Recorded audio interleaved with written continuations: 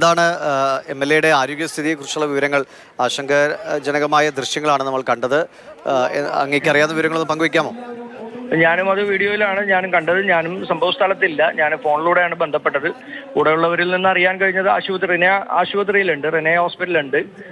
ആള് കോൺഷ്യസ് ആണ്, ഒരു ക്ലോട്ടിംഗ് ഉണ്ട് എന്നുള്ളത് പറയുന്നുണ്ട്. പക്ഷേ അത്ര ഗൗരവമുള്ള ഒരു പ്രശ്നങ്ങളില്ല എന്നുള്ളതാണ് കൂടെ ഉള്ളവരിൽ നിന്ന് എനിക്കിപ്പോൾ മനസ്സിലാക്കാൻ സാധിച്ചത്.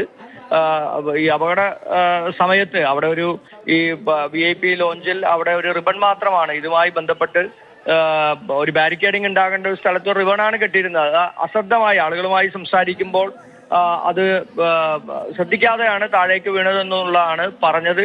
പക്ഷെ അത് ഈ സ്ഥലം ഞാനും കണ്ടിട്ടില്ല, അപകടം നടന്ന സ്ഥലം ഞാനും കണ്ടിട്ടില്ല. പറഞ്ഞ വിവരം മാത്രമാണ് എനിക്കുള്ളത്. എന്തായാലും കാര്യമായ അപകടങ്ങളില്ല എന്നുള്ളതാണ് ഇപ്പോൾ എനിക്ക് അറിയാൻ കഴിയുന്നത്.